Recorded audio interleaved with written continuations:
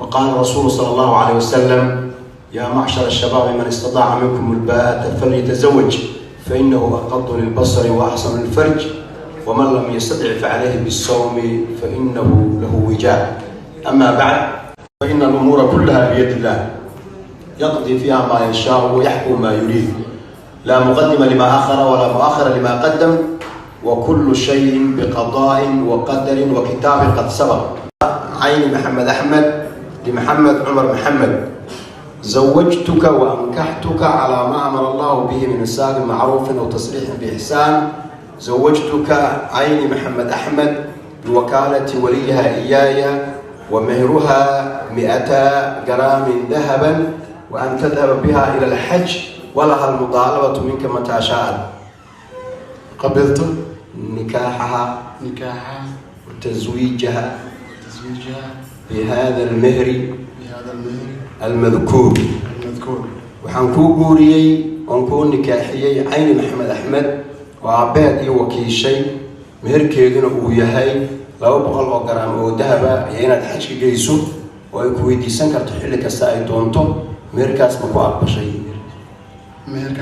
فإن مما قضى الله وقدر أن يخطب عين محمد أحمد لمحمد عمر محمد: زوجتك وأنكحتك على ما أمر الله به من إساق معروف أو تصريح بإحسان. زوجتك عين محمد أحمد بوكالة وليها إياي، ومهرها 200 جرام ذهبا، وأن تذهب بها إلى الحج ولها المطالبة منك متى شاءت. قبلت نكاحها بهذا المهر المذكور. وحنكو قوريي ونكون نكاحيي عين محمد أحمد وعباد وكي شيء مهر كيدنا وياهي لو بقى الجرام أو ذهب يينا الحج جيسو ويكوي دي سنكر تحلك الساعة دونتو مهر كاس مقوى بشيء. ومهر آد قروح بدن ومهر لودا السوغايي بقرد قروح دا عيون قروح همباليو أيانو لانهاي ومهر كودو ومات كردعاي أيادا يساحيب كيد مقالة مقدشو اسكوار أيانو لانهاي سوشيال ميديا وحماتي سحوغا كوهيستا بقرد قروح دا إسلامركاسينا هالكاسي إيا مقدشو جوكتا تيك توكا يوتيوبكا فايسبوكا إيا آلات كستو وصوماليدو أما سوشيال ميديا قرد عانكا كاه عيوني قروح أيا مهر كودو مات دعاي aad ayaan dadku ugu hambaliyayaan. haddaba hambaliyo ayaanu leenahay. waa meher aad u qurux badan oo runtii la wada sugayay boqorada Cayuuni Qurux, isla markaasina heshay boqorkeedii oo halkaasi oo Sheekh Cabdi Xayi maanta ku mehrinayay. haddaba meherkeedii ayaanu wada eegi doonaa. تصريح بإحسان: زوجتك عين محمد أحمد بوكالة وليها إياي، ومهرها 200 جرام ذهبا، وأن تذهب بها إلى الحج ولها المطالبة منك متى شاءت. قبلت نكاحها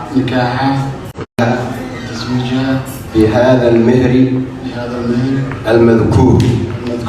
وحنكو قوريي ونكون نكاحيي عين محمد أحمد وعباد وكي شيء مهر كيدنا وياهي لو بقى الجرام أو ذهب يينا الحج جيسو ويكوي دي سنكر تحلك الساعة دونتو مهر كاس مقوى بشيء. الله أكبر ولله الحمد. waxaan wada sugnaana waaba arooskeedii oo isla markaasi maanta dhacaya oo halkaasi magaalada Muqdisho ka dhacaya. haddaba waa meher aad u qurux badan ayaanu dhihi karnaa. boqorada Cayuuni Qurux ayaa baryihii dambe laga waayay social media, taasi oo ku mashquulsaneed qaabka iyo arooskeedii u abaabuli lahayd, iyo sidoo kale halkaasi ku mashquulsaneed baryihii dambe TikTok ayay aad ugu badneed, balse markii dambe TikTok lagama haynin. guurkeedii iyo arooskeedii ayaa markii dambe la hadal haya oo sidaani ayaana u wada jeednaa. halkaasi ayaa maanta meherkeedu ka dhacay.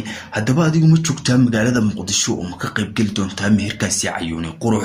haddii aanu intaas uga soo laabano barta TikTok markii la eego gabdho badan oo ay caan isla ahaayeen ayaa inta badan soo hambaliyay qaarkoodna waxay lahaayeen hambaliyada ayaa laga ay maandaaba ay qaarkood mucaarad ku ahaayeen haddaba waxaanu idin leenahay hayn ku taagnaato gabdhaha qaar oo aan guursanaynin isla markaana iska soo tagtaagan oo halkaasi social media iska saas indhaha u soo tagtaagan guursada ayaanu idin leenahay oo sida ayuuna qurux oo kala kacsada oo aan idin hambaliyeyno oo halkaasi TikTok la wareega ama sidan u soo taagnaada oo weligiinba soo taagnaada gabdho badan ayaa caan ah isla markaana social media milyan 2 milyan 500 400 600 adiga caan ah balse aan aroos laga hayn ilaa markii ay TikTok soo galeen ilaa hadda aroos ati iska diiday ankee wax yar lagama hayo halkaasi ay soo taagan yihiin 24 saacadood ay iska duubayaan maxaa idin ka hortaagan inaad guursataan oo halkaasi ka baxdaan oo